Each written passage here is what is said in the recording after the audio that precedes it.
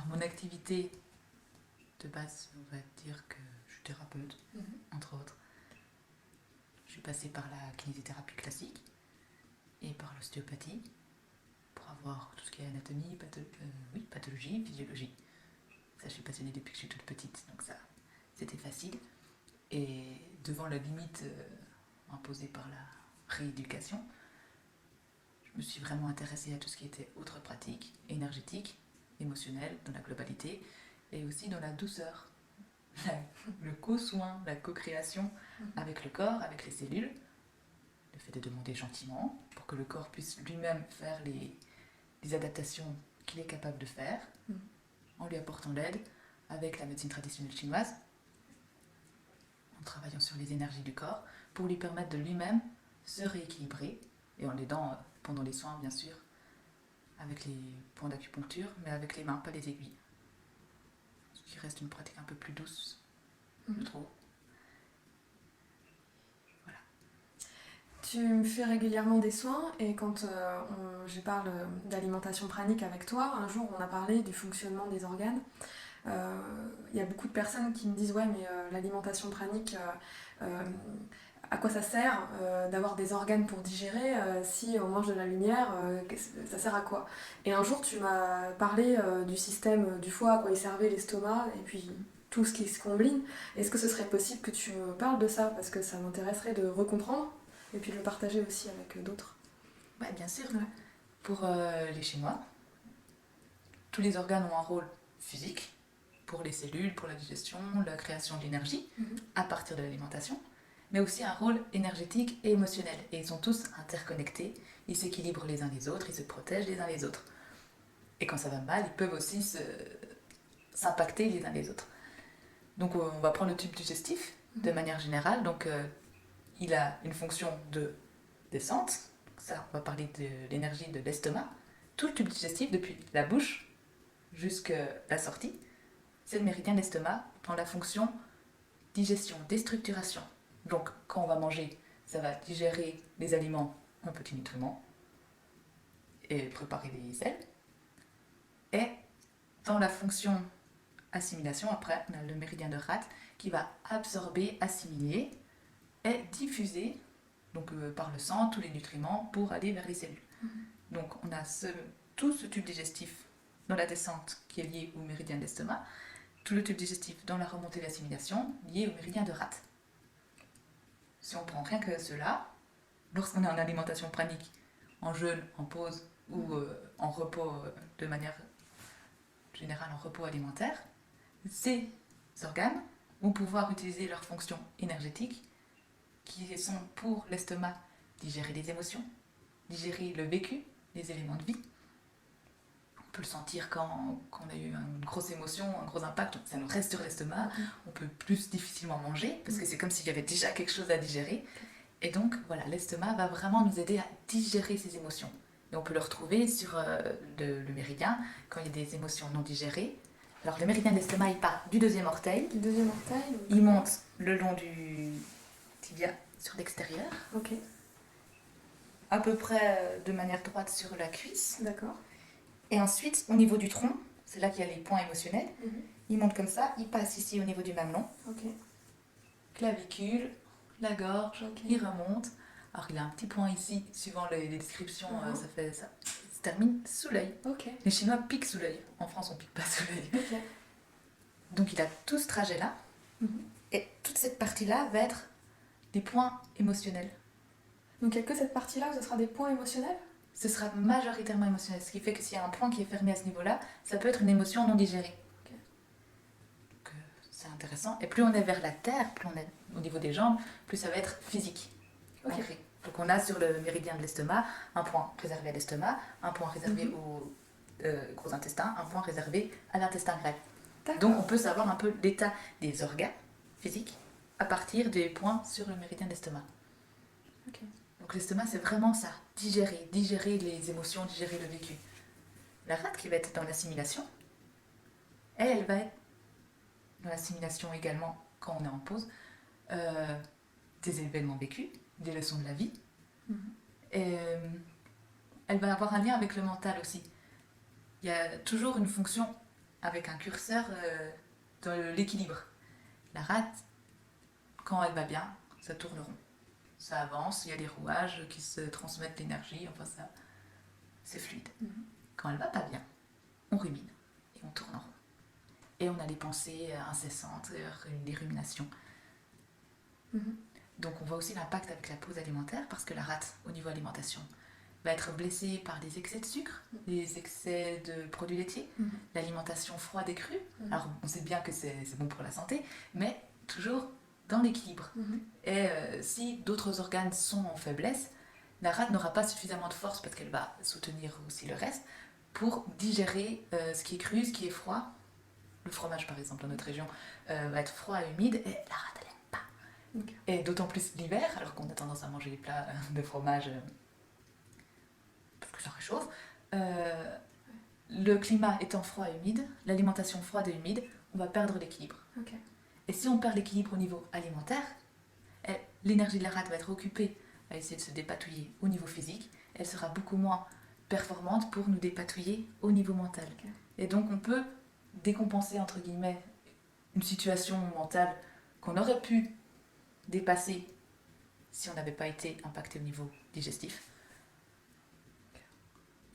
D'où l'importance des pauses alimentaires. Oui, parce que du coup, il y a une personne qui me disait en pause, depuis que j'ai arrêté de m'alimenter, donc dès le premier jour, elle a vu l'effet, elle me dit, je me lève le matin, je n'ai plus de pensées récurrentes, alors que tous les matins avant, je me réveillais et j'avais tout de suite tous mes problèmes qui revenaient et ça n'arrêtait pas, quoi, dès le matin.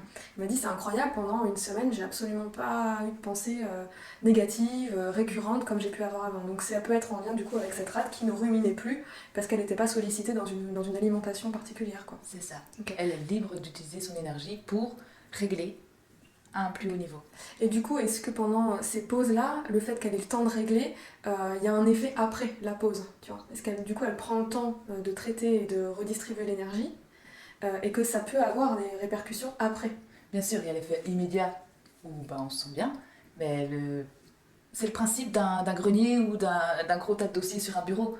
Pendant la pause, elle va pouvoir traiter ses dossiers. Elle prend son temps, elle traite les dossiers, tous les organes traitent leurs dossiers, ce qui fait qu'ils peuvent se soutenir. Ah bah attends, t'avais besoin d'aide pour ça, tiens, là je suis disponible pour t'aider. Ce qui fait qu'il va y avoir vraiment une harmonie, une solidarité au niveau de tous les organes qui vont se rééquilibrer les uns les autres. Okay. Donc elle va pouvoir traiter ses dossiers, et donc même après une reprise d'alimentation classique, la rate elle a traité ses dossiers. C'est propre, c'est clair, et elle est reposée. Donc il va y avoir un effet bénéfique sur le long terme aussi. Ok. C'était chouette. Est-ce que tu peux me dire du coup le trajet de la rate, ouais. Alors la rate, elle part du gros orteil, du côté où il n'y a pas de... C'est des deux côtés ? C'est des deux côtés. Les méridiens sont symétriques. D'accord. L'organe est asymétrique, mais les méridiens sont symétriques. Quand on parle de la fonction, on utilise les deux méridiens. Donc de chaque côté, elle va partir du bord interne. Du bord interne, ok. Du gros orteil, donc elle va longer le pied, elle va longer... On peut presque prendre la couture du pantalon. Ok. Ensuite, ici, elle va repartir un peu plus sur la cuisse, à l'intérieur. Et après, elle va remonter ici, elle va croiser le méridien d'estomac. Elle va longer, on va dire, le port du thorax. Et redescendre ici. D'accord, ok. Elle redescend là. Ça marche. La même chose des deux côtés. Et c'est pareil, il y a des points émotionnels plutôt en haut, et quand on est en bas, c'est plutôt physique. Ok, c'est ça. Super. Donc après, on a ces deux grands méridiens, c'est la base de la base. Pour la médecine chinoise, estomac-rate, ça représente l'élémentaire, c'est le centre. Pour que tout tourne rond, il faut que le centre, on va dire le centre de la roue, soit vraiment équilibré. Ok. Et après, on a les autres éléments autour. Donc on peut parler du foie, le foie qui va être très très très important et très aidé par les pauses alimentaires, parce que lui, il a une fonction, le foie. Mais entre autres, celle générale des armées, au niveau du système immunitaire, et c'est lui qui va drainer les émotions. Ce qui fait que lorsque le foie est chargé par une alimentation riche en graisse, riche en sucre, parce que les sucres se retransforment en graisse, c'est lui qui doit faire tout le boulot, avec des prises de médicaments, c'est lui qui est obligé de tout filtrer et métaboliser, alcool, il va être très très occupé au niveau digestif. Mais il a tellement de rôles, comme je disais tout à l'heure, qu'il va beaucoup moins facilement drainer les émotions. Une émotion, elle est ni bonne ni mauvaise. Émotion, émouvoir, mouvoir, mouvement. au niveau physique, le foie est responsable de ce qui est muscle et tendons, ce qui permet le mouvement. On reste dans une logique. Et lorsque le foie est tranquille au niveau digestif, il va pouvoir drainer les émotions qui, bonnes ou mauvaises, ont cette nature de devoir transmettre un message et circuler. Une fois que le message est transmis, elle circule.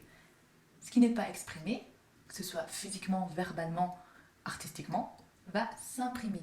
Imaginez qu'il y a une petite boule d'énergie que vous maintenez en cage, puis tourne, puis ça fait, ça creuse et ça brûle. Et les Chinois disent que toute émotion non exprimée va se transformer en feu. On retourne sur les éléments, mais le feu monte, la chaleur monte, elle va attaquer le cœur. Ça, c'est si au niveau du foie, il y a cette inflammation-là, cette petite boule d'émotion qui creuse et qui inflamme, ça va monter au cœur, du coup. C'est ça. C'est le cœur, du coup, après, qui va prendre le relais pour essayer de pallier, on va dire, pallier la défaillance du foie qui, lui, n'est pas capable, là, de traiter, en fait. C'est pas tout à fait ça. Okay. Le cœur, c'est l'organe empereur. Donc, le corps va tout faire pour empêcher qu'il soit attaqué. Okay. Le cœur, c'est, au niveau du corps, c'est les vaisseaux sanguins, c'est la circulation sanguine. Mais le corps va tout faire pour le protéger. Donc il va mettre une barrière, et la barrière va faire que plutôt que normalement l'énergie du foie passe au cœur, le cœur passe à la terre, estomac rate, le foie va directement attaquer la terre, où son énergie va remonter comme une inondation, ça va remonter à l'élément avant, les reins. Donc le corps extrêmement solidaire peut mettre des barrières de protection vers un élément qui n'aurait pas l'énergie nécessaire pour supporter une surcharge, une émotion qui n'aurait pas été drainée correctement, une énergie qui ne serait pas affinée pour lui. Donc, lors d'une pause alimentaire, beaucoup moins de rumination, la terre est capable de prendre un petit peu la surcharge du foie, et du coup, ça va permettre au foie de drainer ses émotions, d'être beaucoup moins agressif au niveau des réactions immunitaires, parce qu'un foie un petit peu excité, il va pouvoir envoyer tout le monde sur le front. C'est pour ça que il y a aussi les éléments, il y a aussi les saisons. Le foie est relié au printemps, et c'est souvent au printemps qu'on a des problèmes d'allergie. Une allergie, c'est une réaction exagérée du système immunitaire à un facteur qui normalement n'est pas pathogène. Un pollen, une poussière, et là il va réagir de manière excessive. Ça, c'est le foie déséquilibré. Et c'est aussi au printemps souvent qu'on peut avoir des problèmes au niveau physique reliés au foie, des tendinites, des claquages musculaires, des grosses contractures. Ça, c'est le foie aussi. Tout le système du mouvement. Ok. On peut parler des reins un peu. Oui. Juste, donc le foie, quand on est en pause alimentaire, par exemple, parce que c'est là du coup un peu le sujet, il va avoir le temps de faire quoi? Qu'est-ce qui va se passer quand on va le mettre complètement au repos? Qu'est-ce qui va se passer dans le corps pour lui? Il va être beaucoup plus capable de gérer les émotions qui viennent. Donc comme il va pouvoir les prendre une à une, il va pouvoir les mettre en mouvement.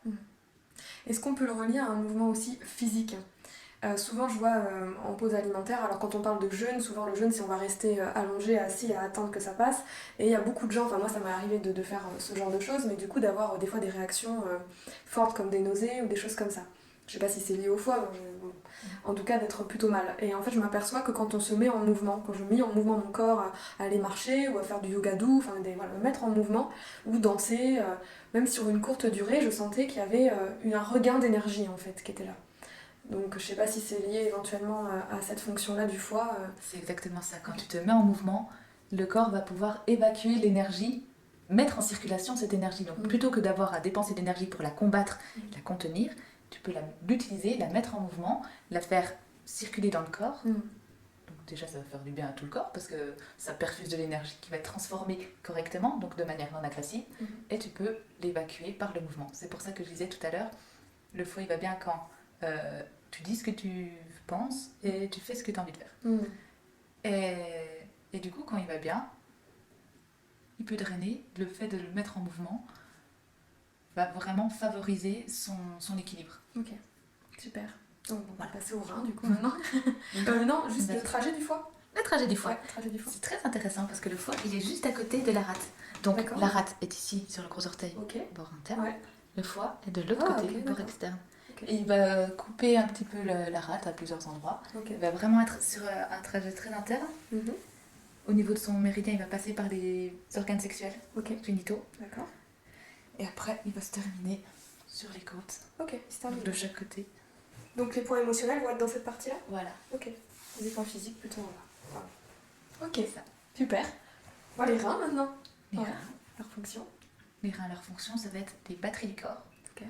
L'énergie. Donc on a un compte courant, un livret. Le livret, c'est le capital d'énergie qu'on a reçu à notre conception. L'énergie vitale? C'est l'énergie vitale qu'on a reçue à notre conception. Donc celui-là, il ne peut pas être augmenté. Et on va juste taper dedans au fur et à mesure de la vie, surtout quand il y a des grosses fatigues, des grosses émotions. Le rein va être attaqué par les émotions de peur. Ça va lui, dès qu'on a une grosse peur, après on est vidé. Et il va se renourrir, au contraire, grâce au compte courant. Repos, calme, silence, sérénité. Ça, c'est quelque chose qui va remettre de l'argent de l'énergie sur le compte courant. Et ça aide le rein. Le rein aussi est souvent protégé par une barrière au niveau du corps. C'est laquelle? C'est une barrière entre le métal et l'eau. Ok. Donc l'élément juste avant, c'est les intestins, poumons, métal. Et pareil que le cœur, si le corps décide qu'il n'y a plus assez d'eau, il n'y a plus assez d'énergie dans les reins, il ne va pas pouvoir prendre une énergie trop brute du métal, donc on met une barrière. Et pareil, soit ça remonte, soit ça saute sur une fois. Ok, d'accord. En gros, quand tout va bien, ça tourne rond. Quand ça va pas, ça prend des chemins détournés pour réattaquer. Ok. Pour disperser, en fait, diffuser la surcharge.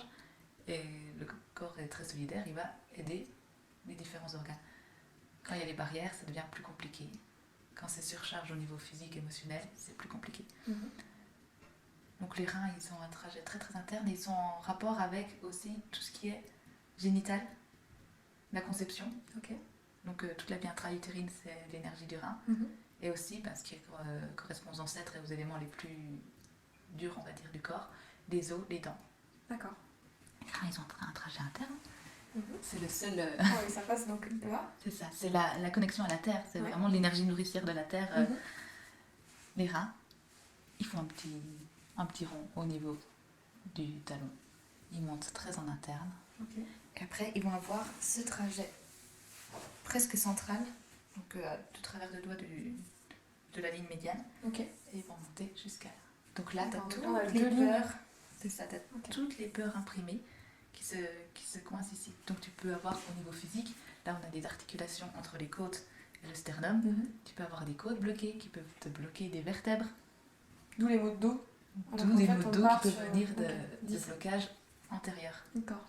C'est important de faire le lien, d'aller voir les causes et pas seulement le symptôme.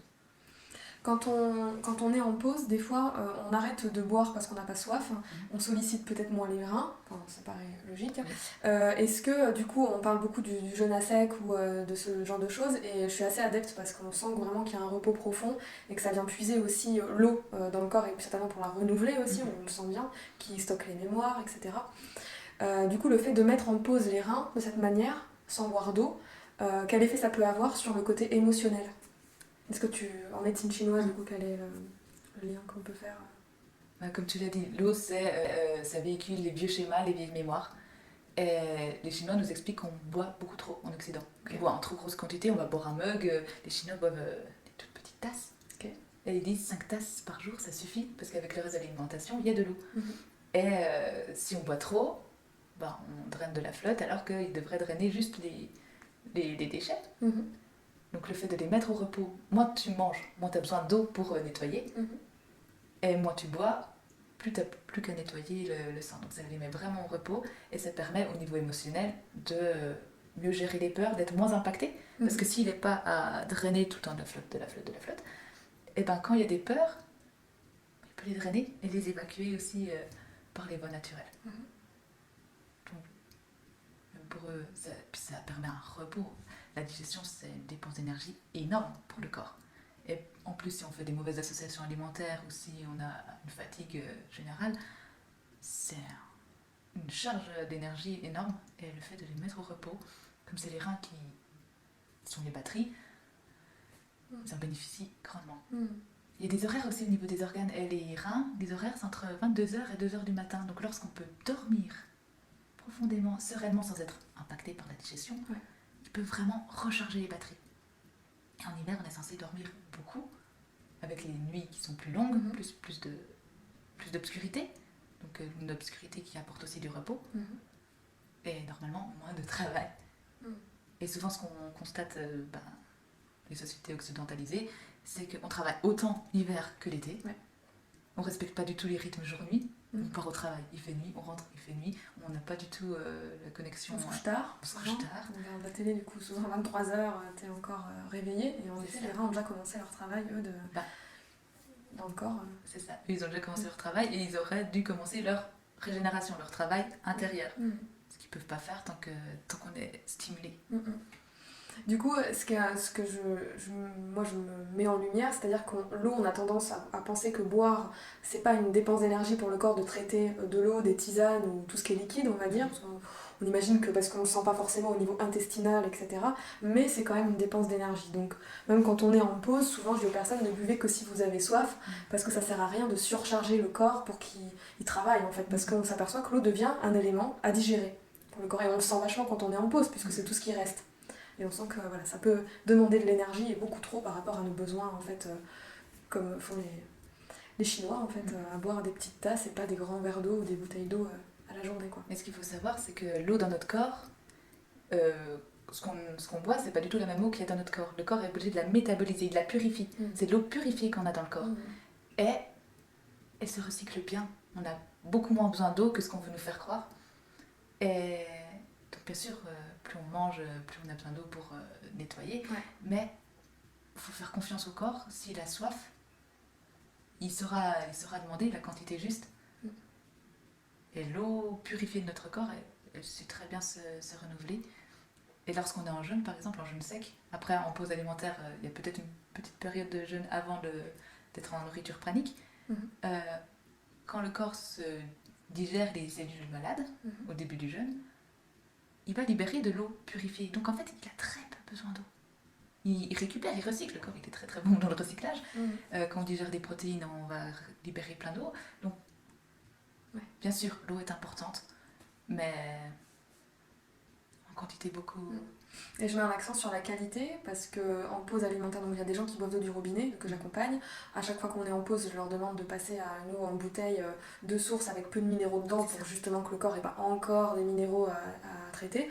Mais du coup, de l'eau de qualité, ou de l'eau filtrée, mais une eau qui fera du bien et qui n'aura pas, comme de l'eau, on va dire, polluée, même si elle est potable, l'eau du robinet, il y a quand même des fois pas mal de choses dedans qui sont un peu délétères pour le corps. Donc de mettre l'accent là-dessus. Exactement. Voilà. Pas surchargé avec pas surchargé. Donc la qualité est aussi importante, surtout dans ces moments-là où le corps n'aura que ça à traiter, mais ça va être une dépense d'énergie supplémentaire qu'on peut s'éviter facilement. Et aussi mettre l'accent sur l'eau chaude, tiède, pas brûlante, est beaucoup plus hydratante que l'eau froide. Parce que le corps, ils appellent ça le feu du foyer inférieur, c'est ce qui chauffe notre alimentation, et l'eau fait partie de notre alimentation, pour la mettre à température. Si on boit de l'eau froide, ça va demander une dépense d'énergie pour le corps, de la mettre à température, en plus de la digérer. Elle a tendance à passer directement dans la vessie parce qu'on a rarement besoin d'autant d'eau. Tandis que si on boit une petite quantité d'eau chaude, c'est pour ça que les Chinois en plus sont si férus du thé, elle va pouvoir être absorbée, digérée beaucoup plus facilement et aller donner de l'eau aux cellules, là où la dépense est parfois trop importante et le corps il est sorti direct. Super. Voilà. Ok, génial. Donc ça c'était pour les reins. Est-ce qu'il y a d'autres systèmes Il reste gros intestin et poumon, donc l'élément métal, juste avant les reins. Et eux, ils vont parler des frontières avec l'extérieur. Le poumon va être en lien avec la peau. Et le gros intestin en lien avec ce qu'on appelle la lumière intestinale. Quand on se nourrit de lumière, c'est quand même bien parlant. La frontière avec l'extérieur, mais au niveau viscéral. Et le poumon va être comme on respire de l'oxygène. L'oxydation est un phénomène de défense naturelle du corps. On parle de stress oxydatif, de radicaux libres quand il y a excès, mais aussi excès qui vient de l'alimentation. Mais le poumon, par la respiration, on évacue aussi beaucoup de déchets. On le sent avec l'alcool, on le sent avec différents aliments. Donc, en pause, le corps va pouvoir équilibrer ses émanations et sa protection. Donc la qualité de la muqueuse intestinale, de la flore intestinale aussi, et la qualité de la peau. Le poumon et le gros intestin sont en lien avec l'élément métal. Et, on va dire, on a entendu la phrase « la souffrance naît de la résistance », le métal doit être équilibré. Ça peut être une épée extrêmement tranchante, ou ça peut être, pense à une plaque de métal un peu souple, qui permet de rebondir sans blesser. Si tu as une armure trop rigide, tu prends un coup, elle s'écrase, elle vient t'impacter. Si tu as un bouclier qui fait qui diffuse le choc, tu vas être protégé, mais sans être impacté. Donc le métal doit être équilibré, donc on va dire en yin et en yang, en énergie douce, nourricière, et en énergie de défense. Le gros intestin, donc avec le poumon, est créateur de l'énergie Wei-Qi, l'énergie de défense immunitaire. Donc il faut équilibrer ce métal, toujours ce curseur, pour ne pas être trop violent, trop dans l'agression, parce que l'agression, c'est une épée à double tranchant qui peut se retourner contre toi. Donc en pause alimentaire, le corps peut rééquilibrer parce que on n'est plus dans cette action qui nourrit le yang, qui épuise le yin. Les reins sont très très yin, notre batterie, c'est l'énergie yin. Donc c'est vraiment permettre de renourrir tous les organes en énergie yin, parce qu'on a tendance à être toutes débordant, faut faire, on est dans notre l'action. société, Dans notre société, dans là. cette idée-là. On valorise le faire, et beaucoup moins l'être. Et en pause, quand on se met en pause de toute manière, on se rééquilibre, on revient dans nourrir l'être.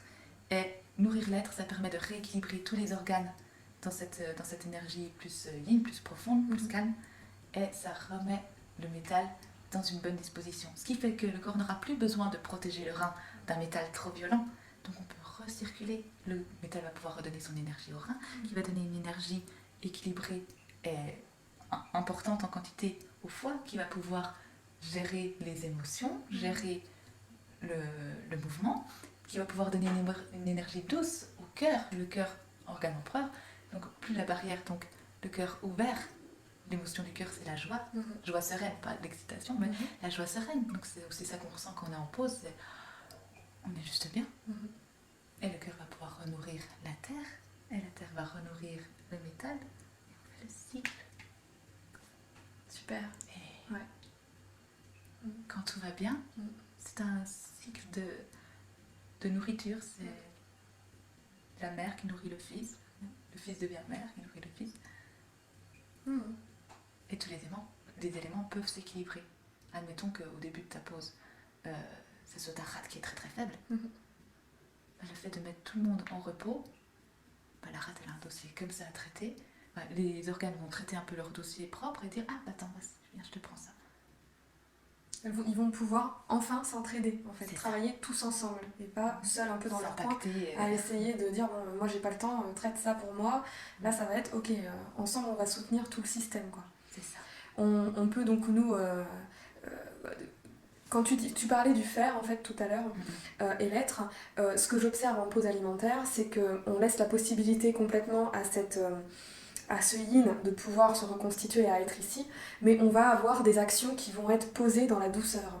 Parce qu'il y a quand même des fois des actions qui sont là, et on parlait du mouvement de l'énergie avec le foie qui a besoin des fois de mouvement et que ça se traduit dans le physique. Mais c'est vrai que je me suis vue avoir beaucoup d'activités en pause, mais avec une joie sereine à l'intérieur, quelque chose de très calme en fait. Pas dans une forme d'excitation ou de rigidité, comme tu disais. Il y a quelque chose de très souple qui est là, mais qui est du coup quand même dans une forme de mouvement conscient. On devient plus conscient de l'intérieur, de ce qui s'y passe et des demandes du corps. Donc on peut être très fatigué, avoir besoin de repos, et le corps le dit, et dans ces cas-là on l'écoute. Et on peut aussi d'un coup avoir très envie de créer, de dessiner, de chanter, de danser. Et on sent qu'il y a du coup à l'intérieur une énergie douce qui se remet à circuler en fait. Et c'est pas quelque chose de difficile ni de contraignant. On peut se reconnecter à nos pulsions. Toutes les pulsions créatrices viennent du yin, viennent de l'intérieur. Donc le fait de ne plus être avec l'extérieur, en gros, les Chinois disent le soleil est yang, il emmène l'énergie de l'extérieur. Et l'énergie yin va être la force qui repousse de l'intérieur. Et donc quand arrête d'écraser avec le yang, le yin peut monter. Et on va sentir cette énergie créatrice, ces pulsions de mouvement, de joie, d'expression. Le foie, il adore exprimer. Donc exprimer par la danse, par le mouvement, par le chant, par l'écriture, par l'art, de manière générale. Et ça, c'est vraiment très très bien, quand tu l'as très bien dit, de manière équilibrée, souple. Quand tu ramènes l'équilibre, le curseur équilibré dans chaque organe, tu ramènes l'élément eau, le yin c'est l'eau, tu ramènes de la souplesse. Ce qui fait que même s'il t'arrive une tuile ou quelque chose d'un peu difficile, c'est souple, l'eau elle va se déformer, elle va revenir. Ça va pas être métal, et puis après, attends, là j'ai un gros trou dans mon métal, va falloir travailler pour refaire la carrosserie. Donc quand on a ça, le corps peut s'autogérer et ça relance le mouvement et la dynamique de mouvement pour un certain temps.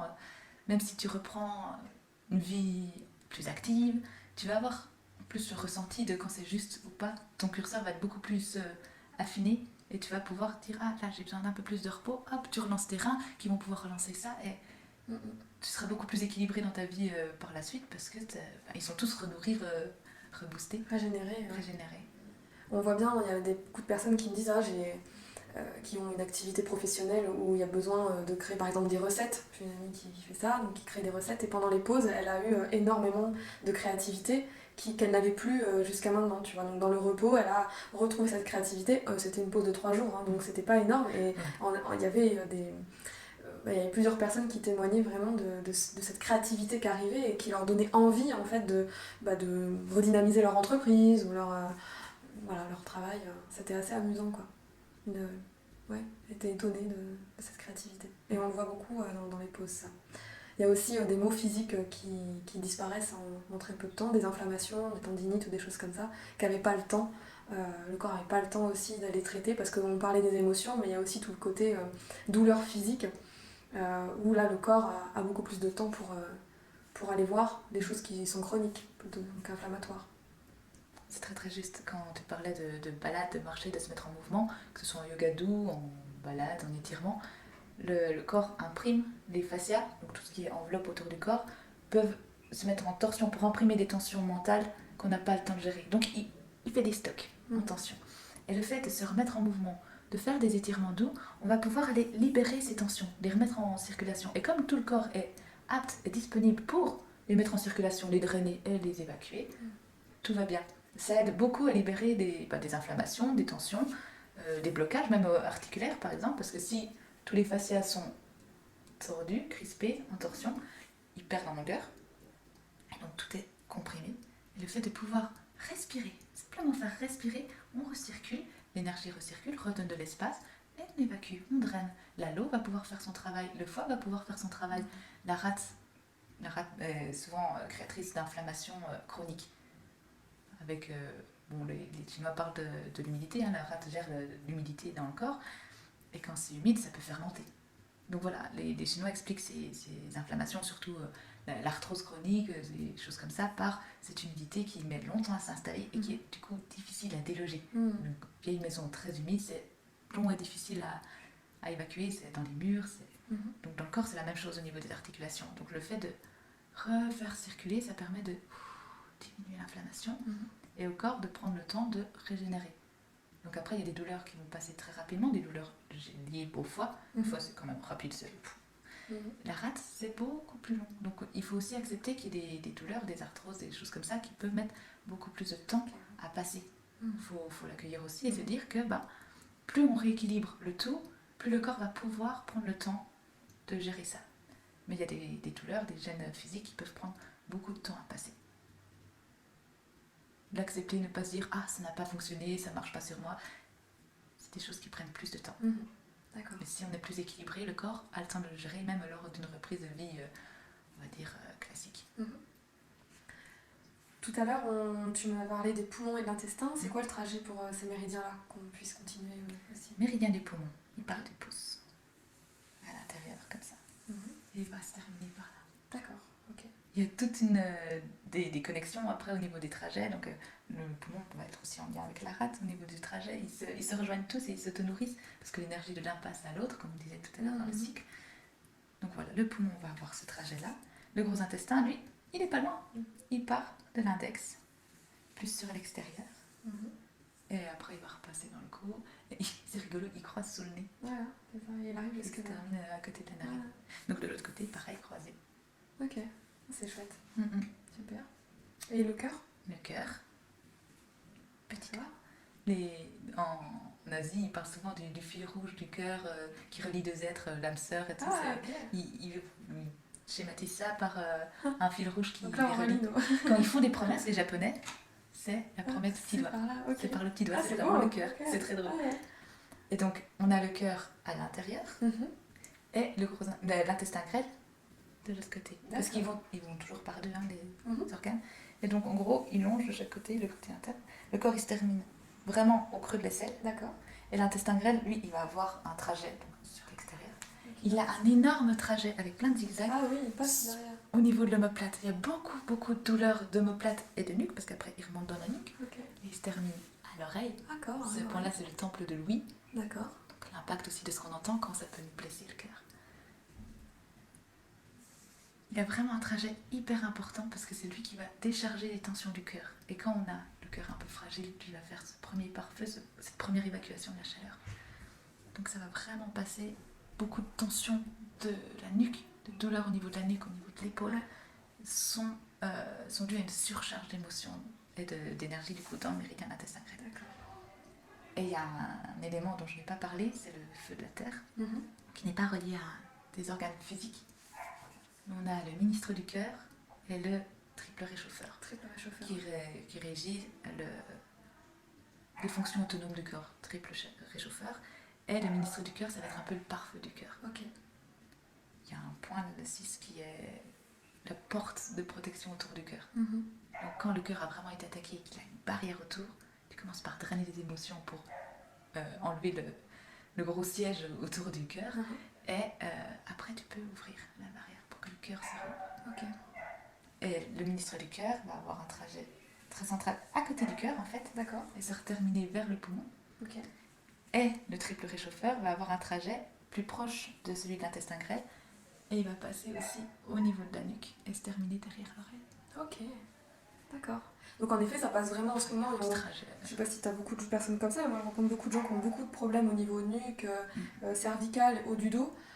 Moi aussi, hein, mais j'en rencontre aussi beaucoup. Et en fait, on peut dire du coup que c'est lié vraiment à l'intestin grêle, aux surcharges. Puis l'émotionnel, de toute façon, on est dans une période en plus anxiogène. Donc les reins sont fatigués, les reins et l'eau et le feu. Donc l'eau, les reins et le feu du cœur sont censés s'équilibrer. Quand les reins sont épuisés, le feu va brûler plus. Donc si ça brûle plus, ça décharge plus dans l'intestin grêle. Et il y a un autre grand méridien qui est très lié au feu aussi, c'est le grand vaisseau gouverneur qui passe vraiment sur la colonne, au centre du crâne. On peut avoir des migraines aussi, des tensions là. Il se termine dans le palais. Voilà, au milieu du palais. Et on a le vaisseau très très yin, qui est le vaisseau conception, qui part également du périnée, qui remonte et qui se termine sous la langue. Donc quand on met, dans certaines pratiques, on met la langue au palais, on reconnecte ces deux méridiens et on fait circuler dans, ils appellent ça la petite circulation. Donc voilà, c'est très intéressant. Et au niveau du dos, on sent souvent quand il y a des grosses tensions au niveau du feu, le foie qui ne draine pas assez des émotions qui se transforment en feu, qui attaquent le cœur, des surcharges de tension du coup dans l'intestin grêle. Donc on peut avoir des douleurs d'épaule, mais aussi tout le long de la colonne, ce feu qui monte. Et les Chinois parlent du cœur. Quand ils parlent du cœur, et c'est pas forcément le cœur physique, il y a le cœur organe, mais ils appellent le cœur spirituel, l'énergie qui se situe du coup dans la tête. Et plutôt l'énergie. Le cœur spirituel est dans la tête. Et au niveau des énergies, donc il y a la terre qui commence la fabrication des énergies à partir de l'alimentation, qu'elle soit physique ou pranique, qui passe aux intestins, poumons, le métal, qui passe au rein, qui passe au foie, qui passe au cœur. Et donc là, elle est raffinée, et on a l'énergie la plus subtile au niveau de la tête. Lorsqu'on rumine, lorsqu'on est trop dans le mental, on va bouffer cette énergie qui est la plus subtile. Et on le sent du coup quand elle est disponible, quand elle n'est pas gaspillée. Parce qu'on peut parler de gaspillage. Quand elle n'est pas gaspillée, on peut sentir du coup la joie, la créativité, tout ça qui remonte. Parce qu'elle est disponible en fait. On n'est pas vidé de notre énergie de manière irréversible. C'est à partir du moment où on arrête de la gaspiller, on peut l'investir vers ce qui nous semble bon. Voilà, je crois qu'on a fait le tour. Super, magnifique. On voit aussi vraiment la différence quand l'intestin grêle est vidé d'aliments ou qu'on arrête de manger des aliments très lourds, souvent le pain ou les choses comme ça, où ça plombe un petit peu toute cette digestion-là. Et pour mon expérience et ce que je peux observer, c'est que toutes les douleurs qui étaient présentes peut-être au niveau souvent de l'intestin grêle, quand on masse autour du nombril où ça peut être un petit peu douloureux, quand il n'y a plus ces douleurs-là, toutes les douleurs de cette sphère-là disparaissent, il y a un assouplissement, donc quand on fait des exercices de stretching ou de yoga ou des choses comme ça, on sent qu'il n'y a plus aucune douleur, que la tête elle est libérée aussi de pensée, et qu'on investit, et on est investi par la grâce. C'est par cette joie et cet amour qui remplit notre cœur, et on sent bien que cette énergie subtile dont tu parlais envahit la tête et est dispensée de pensée. On peut évidemment le goûter sans pause alimentaire, heureusement, mais en ayant une alimentation au plus proche de ce qui est juste pour son propre corps et pour ce qu'il est capable dans l'instant de métaboliser, de digérer sans le mettre en surcharge. Ce qu'on a peut-être plus tendance à faire dans notre société aujourd'hui, parce que si on voit les Chinois comment ils mangent, c'est quand même, peut-être pas aujourd'hui, oui, ils sont occidentalisés aussi, mais je veux dire, leur tradition c'est de manger peu, des petits bols, petites quantités, des choses pas très transformées, justement du riz ou des légumes qui sont toujours en petite quantité, quoi. Et associé avec des choses qui les aident à être digérées et métabolisées, c'est vraiment très très bien assorti dans leur recette. Et je voulais dire un truc, le rôle énergétique de l'intestin grêle, c'est le discernement entre ce qui est bon pour moi et ce qui n'est pas bon pour moi. Okay. Ouais. L'intestin grêle, quand on va avoir des intolérances alimentaires, quand on a un intestin poreux, gluten, lactose, enfin des inflammations au niveau de l'intestin grêle, il sait plus ce qui est bon ou pas, il laisse passer des choses qui ne sont pas bonnes. Et c'est pour ça que ça va créer une inflammation et puis des impacts avec tout le reste de l'organisme, parce qu'il y a des choses qui n'auraient pas dû passer et qui vont s'installer un petit peu partout. Et le foie, du coup, va devoir surréagir et faire des réactions d'allergie ou d'intolérance alimentaire. Et on peut le transposer à notre vie de tous les jours, notre extérieur. Au niveau du mental, on est beaucoup moins surchargé parce qu'on arrive à faire le discernement avant de prendre pour soi entre ce qui est bon pour nous et ce qui n'est pas bon pour nous. Ça, que ce soit une action, une personne, une conversation, une réflexion, c'est bon pour moi, c'est pas bon pour moi. Je prends, je ne prends pas. Le fait qu'il se termine au niveau de l'oreille, aussi ce qu'on entend, que ce soit au niveau des informations, au niveau des conversations, je prends, je ne prends pas. Et on évite de se surcharger. Donc on s'évite une dépense d'énergie à traiter l'émotion, l'information, tout ça. Discernement. Ok, super. Et avec le cœur aussi, on se blesse beaucoup moins le cœur. Il a moins besoin de pare-feu. Le cercle vertueux. Magnifique, ouais. On voit bien l'intestin quand on est exempt de cette inflammation. En effet, on a un discernement qui est beaucoup plus grand. Et souvent, quand on est en pause, j'explique aux personnes que la nourriture pranique, en fait, on va se nourrir de notre environnement. C'est-à-dire que tout ce qui nous entoure va être source de nourriture ou de non-nourriture.